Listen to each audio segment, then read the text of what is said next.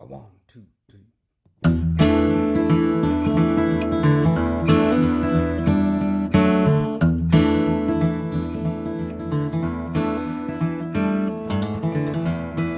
% of the total mineral in your body is calcium.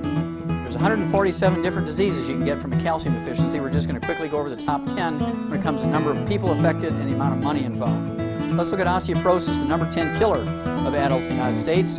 Remember, 75% of those over age 65 who fracture a hip or major leg bone don't live 90 days. Also, it's the most horrible disease when it comes to human misery and dollars expended.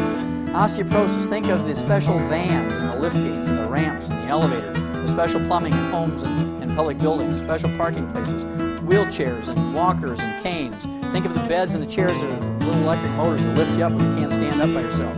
Physical therapists, joint replacement surgeons, pharmaceuticals, doctor's visits. We're talking billions and billions of dollars for nothing more than a calcium deficiency disease.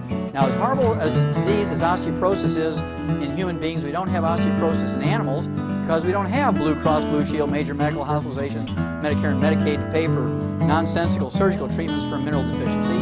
We've learned that by putting animals who are weaned off their mother's milk on calcium, as soon as they're weaned, they won't get arthritis and osteoporosis. It's amazing how that works. Receding gums.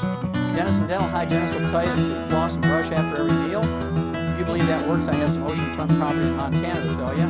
You have receding gums, periodontitis, gingivitis, pyorrhea, loose teeth, ridges and plates. You actually have osteoporosis of the facial bones and the jaw bones. We don't get receding gums in animals, even though they don't floss or brush. That's because we've taken care of the osteoporosis problem in animals. Arthritis. 85% of all arthritis is called wear and tear arthritis. Osteoarthritis, degenerative arthritis, ankylosing spondylitis. These things are nothing more than osteoporosis of the joint ends of the bones. Hypertension, high blood pressure, as you've learned, has nothing to do with salt or salt restriction. 85% of hypertension not related to kidney disease, which is most of them, not related to kidney disease, is in fact a calcium deficiency. Insomnia is not a deficiency of sleeping pills, Halcion or barbiturates, it's a deficiency of calcium. Kidney stones, bone spurs, heel spurs, and calcium deposits. Again, the medical profession has a malignant dumb belief that these things are due to too much calcium in your diet, tell you to give up calcium, when in fact you only get kidney stones, bone spurs, heel spurs, and calcium deposits when you have raging osteoporosis. You actually need more calcium, more magnesium, not less. Cramps and twitches. Raise your hand. How many of you have ever had a toe cramp, foot cramp, leg cramp in your life?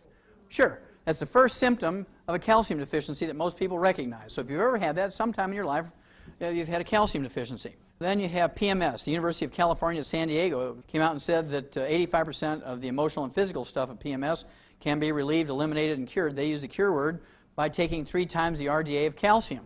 Low back pain has nothing to do with disc problems. I know you've heard of people, maybe even yourself, have had a disc surgery for back pain. And after the surgery, you still had the pain, maybe even worse, because back pain is not caused by disc problems. If you have a disc problem, you can have numbness and tingling, maybe even paralysis if it's very severe, but disc problems do not cause pain.